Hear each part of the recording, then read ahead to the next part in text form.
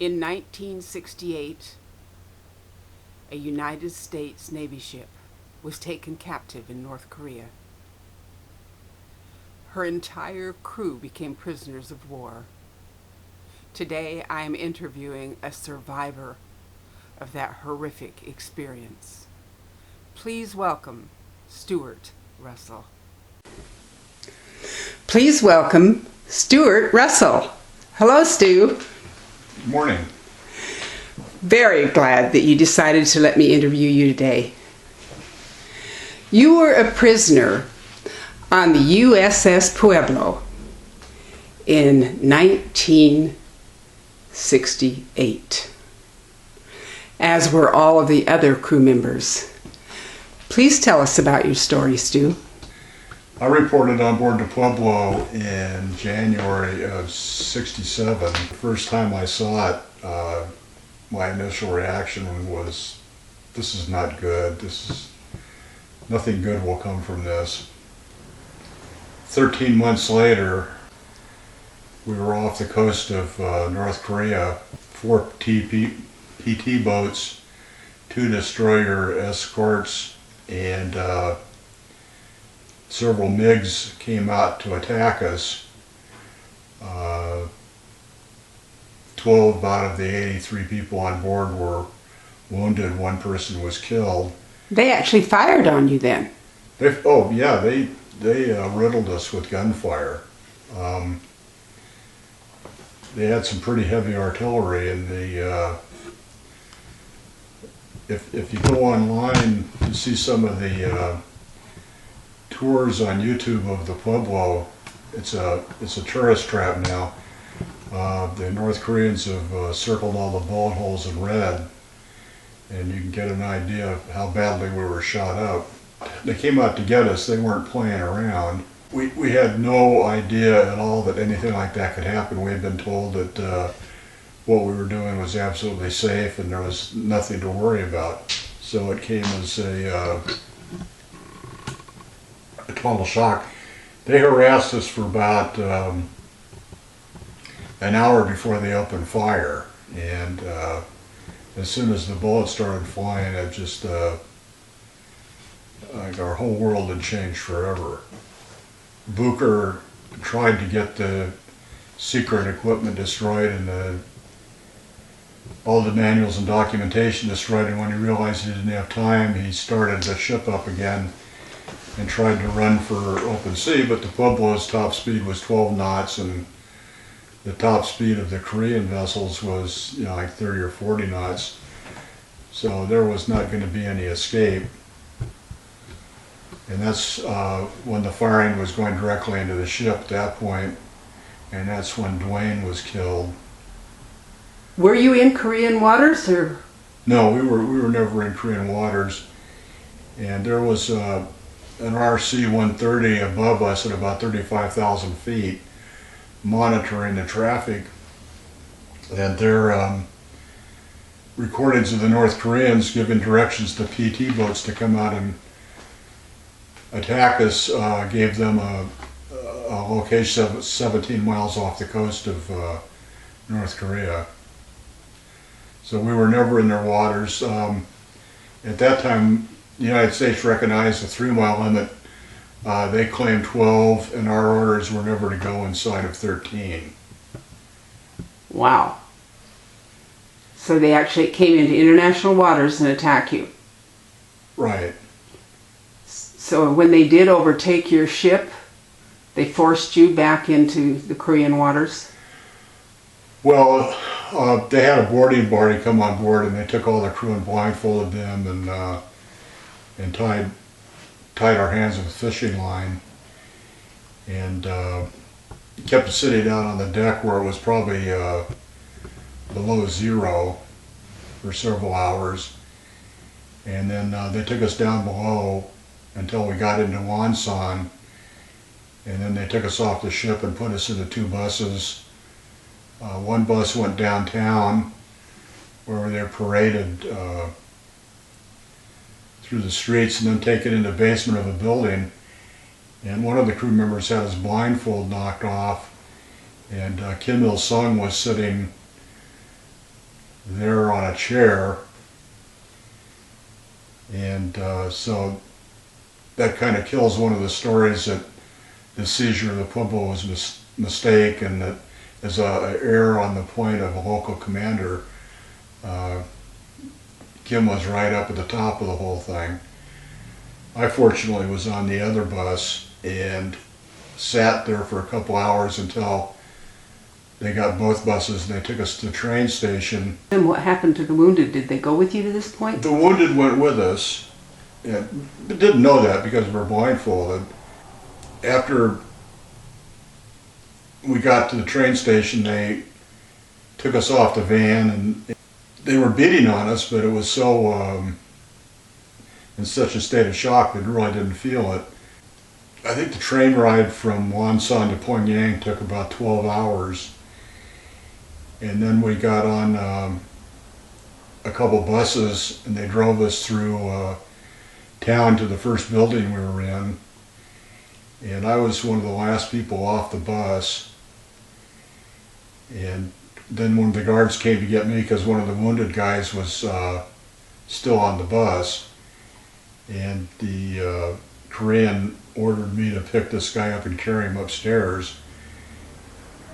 And I tried to pantomime that I couldn't do that, and then he stuck a bayonet in my face, which is a great motivational tool. And so Charlie probably weighed about 160, and I picked him up, and I had to carry him three or four floors up in the building, and both sides of the stairs were lined with Korean soldiers, so we had to walk through a gauntlet. And fortunately for me, most of the blows fell on Charlie. So they were beating you as you Beating carried? us, kicking us, and hitting us. And then as we got to the top of the stairs, they had me take Charlie into a room where all the wounded were. Everything was so shocking, and then just got more and more and more shocking. So to go through all that crap and then walk into a room with all these guys covered with blood and moaning and groaning and everything. That was the first night. And then they took me out of that room and put me in a room with one other person, and he and I were alone for about 40 days and 40 nights. Wow. And with the light on around the clock, and the windows were covered. Wow. I went to a meeting one time and I started freaking out. I was going, what's going on? Why am I freaking out? Then I realized that the room where the meeting was being held was the exact same dimensions as the room I spent 40 days in. So, Kind of a flashback, huh? yeah. How about when you were locked in that room? Did they feed you? They must have fed you something or you wouldn't have survived at all. But Yeah, how did that go? They fed us 3 meals a day, turnip soup and bread, and then they must have served us water. I don't remember, but they must have had. They thought that they treated us pretty well, but their form of hospitality is a little different from ours. Korea is probably one of the most brutal countries in the world.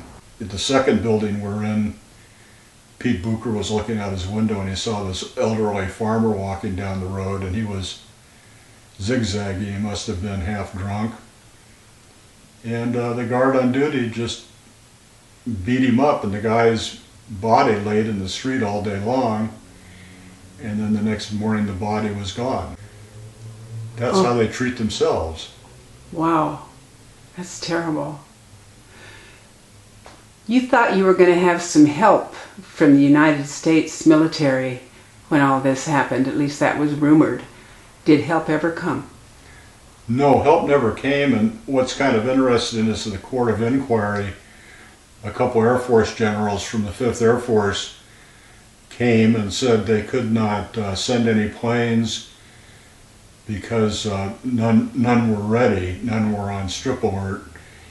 And I found out later there was a colonel there at the firing range with his squadron of Phantoms, and his cousin was married to the commanding officer of our sister ship. And he was in the air at the time the Pueblo was seized, and he assumed that they made a mistake and it wasn't the Pueblo, it was the Banner. And he had been on the Banner and he knew what top secret gear was on board. So he took his squadron back to their air base and ordered that bombs be placed on it. And he had bombed Wonsan Harbor in the Korean War. And so he knew that he could come in off the sea and have about an hour of sunlight left, and he could sink the Pueblo and protect all the equipment. And so he reported to his commanding officer that he was ready to go, and he was ordered to stand down because the people in charge were paralyzed and didn't know what to do. And then at the court of inquiry, they lied and said, no, we had no planes ready. So President Johnson explored diplomatic solutions. What did he do? Johnson put together an operation called Operation Morning Star, and he sent 6 carriers off the coast of North Korea with about 100 other ships. And he told the North Koreans to release the crew or he would have a nuclear attack. And the Koreans said, yeah, take your best shot. And so that's when he decided he's going to have to go the diplomatic route. So the Koreans started photographing you guys and sending pictures around to say how wonderful you were treated. And tell us about those pictures. Oh, sometimes about every time you turn around, there was somebody with a camera taking pictures and making movies for international propaganda. We were stifled in trying to come up with an idea of how to mess with this, but couldn't really figure anything out. Then one night they showed us 2 propaganda films. One was the North Korean soccer team in London, and as the bus is going down the street covered with North Korean flags, this English gentleman gives it the finger. The next documentary was about the returning of a body of an American serviceman shot down over the DMZ, and American naval officer pushed a camera out of his face and flipped off the cameraman. And so since they left that in the film, we realized that they didn't know what the finger entailed. So we started using it in pictures. Whenever a camera came out, the finger would come out. We had our cover story ready if they asked about it. It was a Hawaiian good luck sign. And they bought that until October of '68 when Time magazine printed one of the pictures with 4 of the 8 guys giving the finger. At that point, the North Koreans realized that they had been had, and so they moved us from rooms with 8 to rooms with 12, so fewer guards could watch us, and then they'd have more rooms for interrogation. And that's when Hell Week started, which lasted for 10 days. They just were beating the crap out of everybody to find them how many things that we had done, and that's when they found out about what we were saying about Kim Il-sung's mother, Gan Bon-suk. And people had written in their letters, I can't wait to get home and see Aunt Jemima and Uncle Ben, and things like that. Or one guy said, I'm going to get some rest when I get back, and I'm going to stay at such and such hospital, which is a home for the criminally insane. So so a lot of messages there. A lot of messages in the letters, and then giving the finger in the photograph. So where they had been in complete control of us, we had ruined their propaganda efforts. It was pretty brutal. So your lives were in direct danger constantly, and it was upgraded for more terror during Hell Week. Yeah, it's got to the point where you're thinking, maybe you're going to live another hour or two. Do you know if any of the boys were crippled or killed during Hell Week? Nobody was killed, but several people were crippled, and because of the problems with malnutrition, a couple guys went blind. People were starting to pull out their own teeth. I felt if we stayed there another winter, we'd start dropping like flies. Because I think I was down to about 130 pounds. Wow. So you guys were really in dangerously deplorable condition physically as well as the abuse. Right. And like they gave us a teapot every morning. They boil their own water because they can't drink from the tap. So they give us a teapot, probably had half a quart of water in it for 8 guys. So when we went to the bathroom, we'd drink water out of the spigot. And so almost somebody had dysentery all the time. What was happening to the mental condition of the boys during Hell Week? I don't know, we weren't allowed to talk. But you could see it.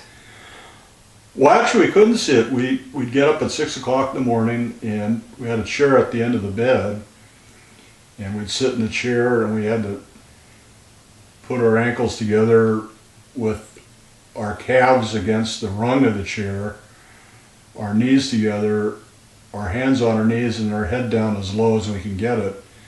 So we couldn't talk, we couldn't even see each other, even though there's 12 of us in a room.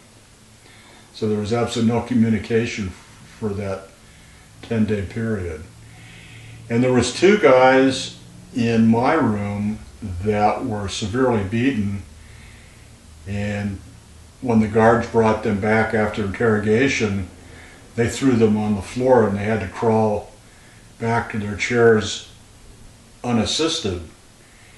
And I was second chair in from the door, so they would have had to crawl past me, and I have no memory of it. The stress was just absolutely, totally intense then. Yeah, so we're sitting here talking about this, and I realized that there's a lot of stuff that went on that I don't have any memory of. Well, our minds have a way of protecting us sometimes by just stepping out of the picture for a little while. Yeah. And hopefully it's only a little while. That was extremely intolerable for any human being, and yet you're here. A lot of people are so much stronger than they think they are. It's just unfortunately we don't get tested very often. How long were you prisoner of war? 11 months. 11 months. What finally happened to bring it to an end? The wife of one of the diplomats of the State Department came up with the idea of signing an apology to the North Koreans, but repudiating it first. And so the idea went upstairs, and they came up with the idea that why not try it? And so the UN general in charge of the military forces in Korea signed an apology saying that we had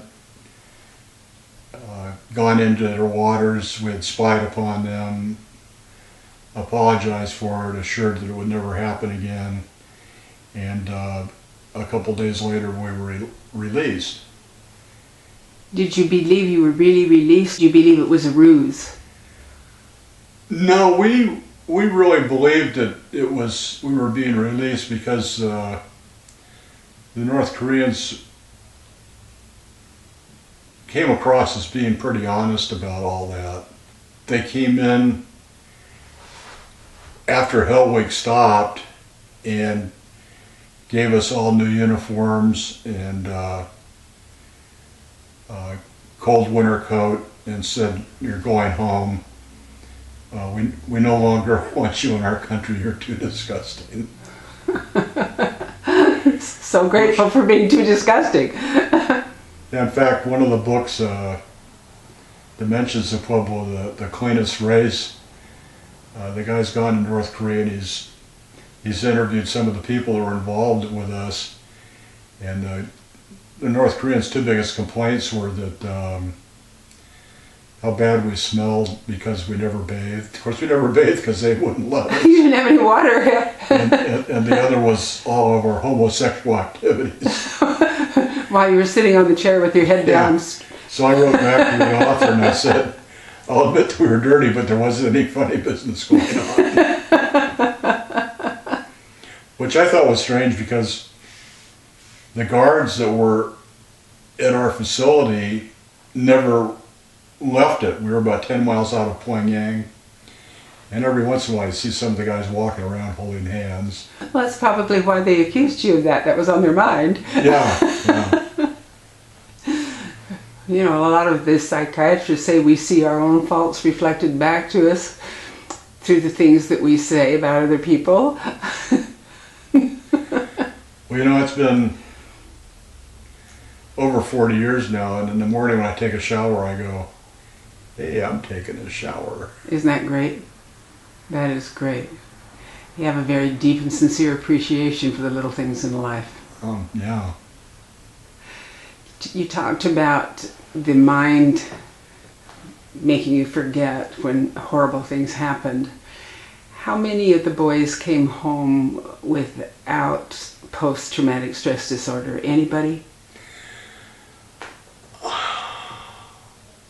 I don't think anybody came back without it, but some guys are so vehement that they're okay. Our reaction is, oh yeah, you're just fine. We've had 2 suicides, a lot of alcoholism, a lot of drug abuse, some people going to prison, multiple marriages, a number of problems. I think right after I got back, I pretty well stayed in the bottle for about 2 years. Back then, they didn't deal with post-traumatic stress disorder like they do today. Not that they can handle it all today, I'm not saying that, but I don't think they acknowledged it the way they acknowledge it today. No, they didn't. They weren't much help, and I had gone to the VA hospital a couple times, and the treatment there was nothing compared to what we're getting now. And I think most of the crew who are retired and have sought help from the VA are rated 100% disabled because of PTSD. Well, that's certainly understandable. And other problems. One of the benefits of the morning that we were released, we sat for about 5 hours in the DMZ while they finally straightened out the paperwork with the apology and everything. And just recently, within the past 6 months, found out that we were exposed to Agent Orange. Wow. And so I filed a claim for heart disease and lung cancer. DMZ stands for what? Demilitarized zone between North and South Korea, which is the most heavily armed border in the world. So it's really not a DMZ, it's just a MZ. You finally got to claim some admission of some of the things that happened to you to the Veterans or Administration, etc., so they might have you covered better and give you better care. Is that what you're saying? Yeah, the VA has been pretty good about it, but still just getting a rash of crap from the government. There's a site online, globalsecurity.org, and if you go there,